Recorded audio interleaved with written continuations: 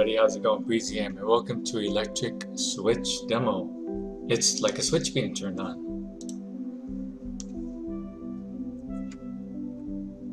Okay, you are awake.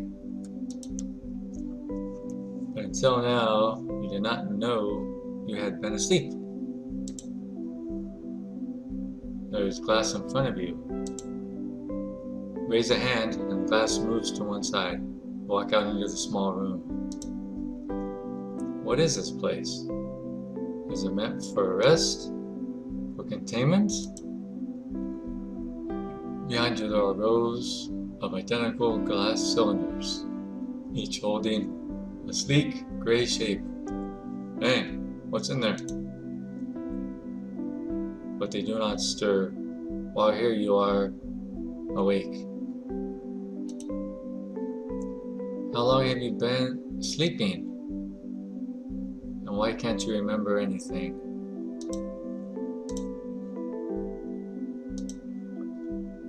A few square meters of the room that are not taken up by these dormant figures contain a ladder rising through a hole in the ceiling, and a computer terminal glowing faintly.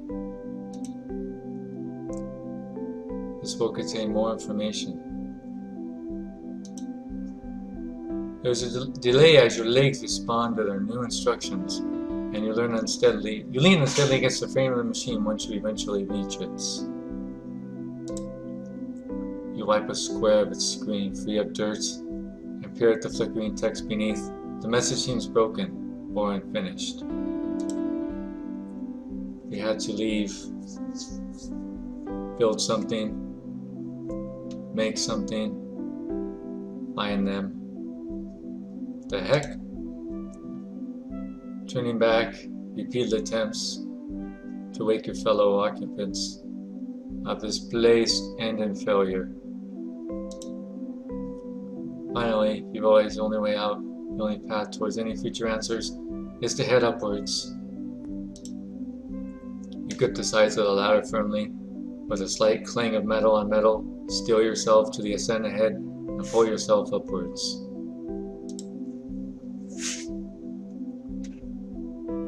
Where am I going? Ooh. You reach the surface. You reach the final rung of the ladder, almost banging your head against the metal hatch that blocks your exit. You brace yourself against its weight, and with a push, you lift it over your head, stepping out into a rough clearing framed by trees. In front of you there are remnants of brick and metal that outline what was a structure of some sort, alongside piles of material that suggest half-finished attempts at rebuild. Through the trees to one side you can see areas of blue. In the opposite direction, a path enters the undergrowth. Farther away, there is the sound of running water. You pause. A bird flies overhead. The sun is high in the sky. This is a start, at least. Moving closer, you trace the oblong of what would have been brick walls, scanning for information, feeling for wires, objects, accessible data. But the gray slabs reveal nothing to you. No need to linger. The skeletal building casts long shadows as spots of blue against green among the trees. Skeletal building casts long shadows. Skeletal building casts long shadows in its light. Its size implies the significance of some capacity, despite the lack of identification or evidence of occupation. Settling into a more thorough investigation of its nooks and its crannies, on your third pass you discover a thin black pipe, obscured by matted grass, that extends from a brick edge and into the trees. As you trace your way along its length, you realize that it is heading toward the previously indistinct sound of running water. With each step, the sound grows louder. When you take a moment to reflect, you realize you have unwillingly increased your pace. Uh-oh.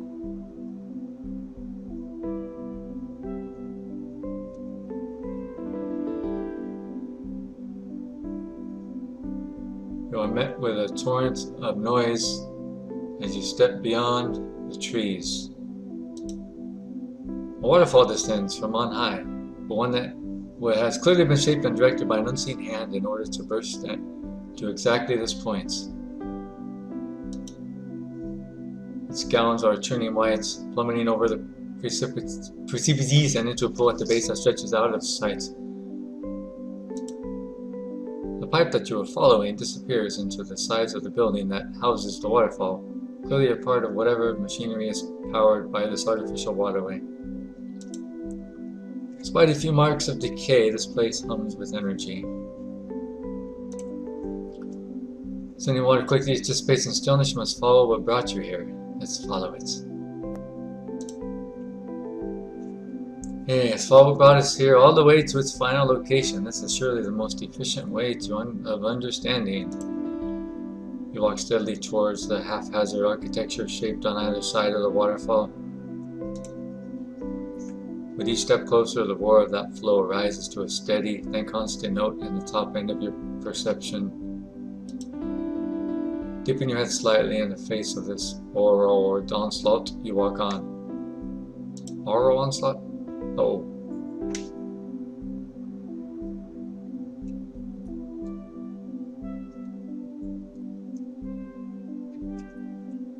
Passing beyond the line of the waterfall, the sound drops dramatically, and you are better able to assess the arrangement of brick, metal, and masonry.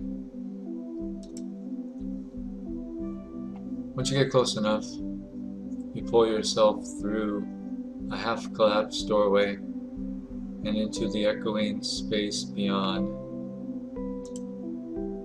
An array of vast machinery fills this place, rising between lines of water that drop from the holes in the ceiling. However, this apparatus appears to be entirely still. I'm wishing to alert whatever equilibrium has been achieved here. Okay, ooh, let's venture between the chains and clouds. Wait, we venture between the claims and clouds, water sporadically splashing against your body and arcing to the floor. Clambering down from a raised platform, you reach out to grab at a metal rod in order to steady yourself, one that then clicks noisily back into place. The ground underneath your feet suddenly begins to move, and you grasp that you have activated the moving walkway that has shifted into action and is now carrying you out of the power plant at a rapid pace. You struggle to keep your balance, now having to duck between overhanging branches before a broken section of track suddenly dumps you abruptly onto a dirty concrete track.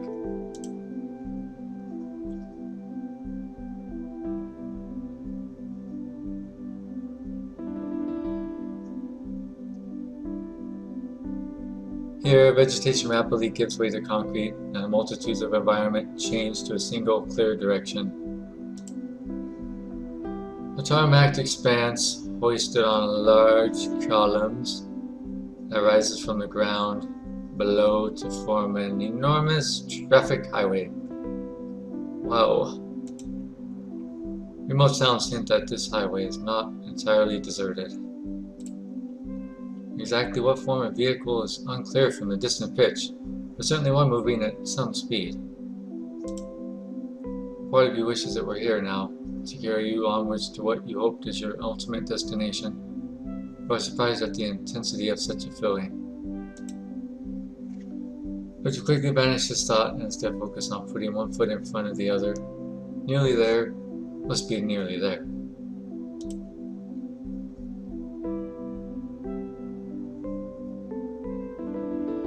You finally emerge into a cluster of buildings formed around a raised launch pad. The most prominent of these is a wide tower with enormous windows running around its entire circumference. Even from down below, you can see a bank of consoles lining its interior, though all their screens appear to be dark. Really? Is that computers or what? Climbing the stairs, you deduce that this tower must have been the focus of what went on here, and likely the key to all of the emptiness that you have seen on your journey so far. When you reach the command room, you are greeted not only by blank screens, but also by table upon table full of notes, papers, and diagrams. Whatever its previous occupants set out to achieve, perhaps the culmination of their plan caught them by surprise. or they wish to leave behind some explanation of their legacy. Piecing together the fragments that you are able to comprehend, the hazy situation gradually comes into focus. The word humankind is repeated throughout, strange in its sound and shape, along with robot, apparently a contrasting term, sharper and more percussive. It is evident that humankind has constructed some form of propulsion engine, launching all their population into a new home in the heavens. And they left robot behind, a number seemingly unquantified, and for reasons even less clear. Slowly the repercussions dawn on you. You were left behind, and thus this is you. Robot, you are one of these robots. Damn! Talk about a twist there at the end.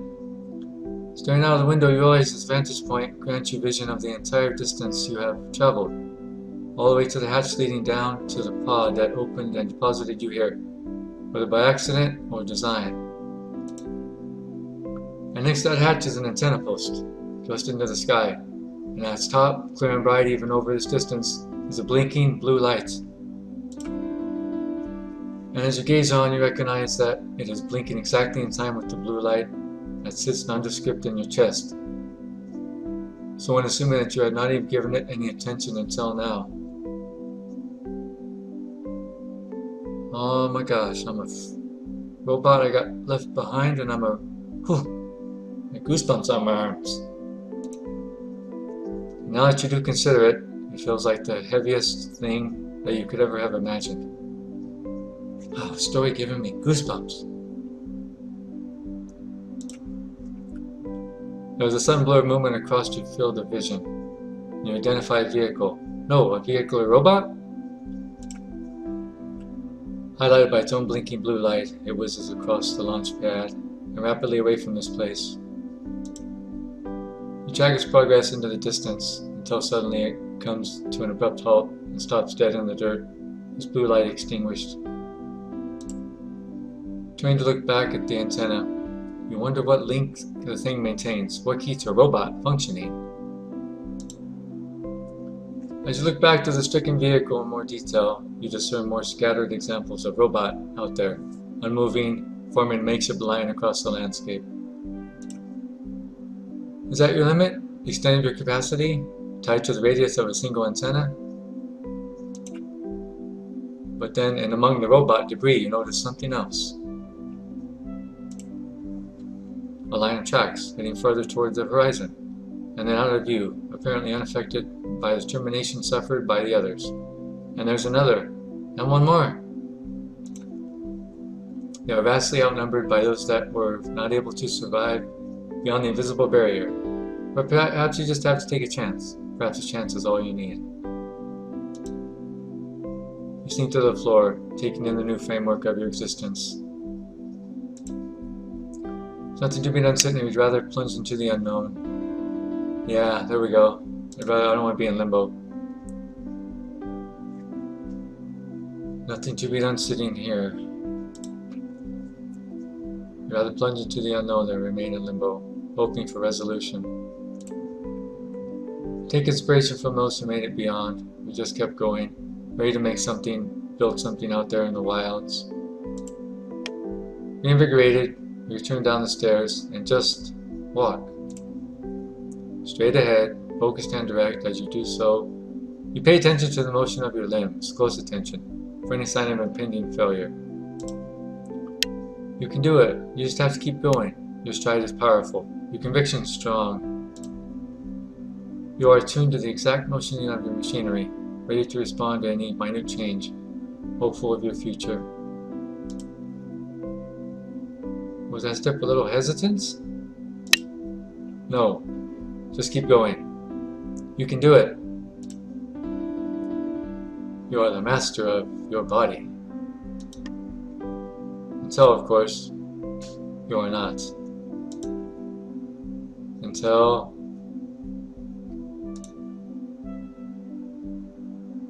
oh no, am I running out of power? Oh no, I think I am. I'm dying. no, but also by table upon table full of spidery notes, sheets of papers, and elaborate drawings. Not only that, every wall is plastered with diagrams, of minute detail diagrams that illustrate a shape much like yours.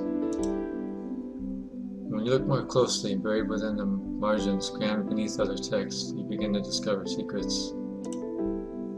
The true basis by which robot is constructed, by which you were constructed, and the scope for a brutal reprogramming that is built within the very fabric of your being.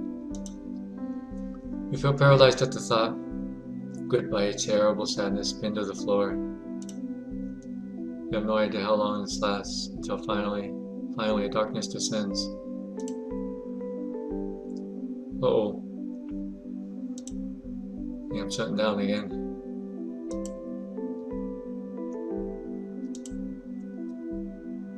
Yep.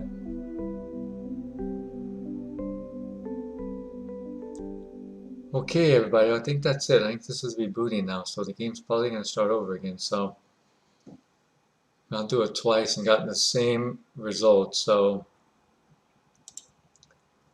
just check this, but I believe it's just going to restart the whole story again. So thanks everybody for watching.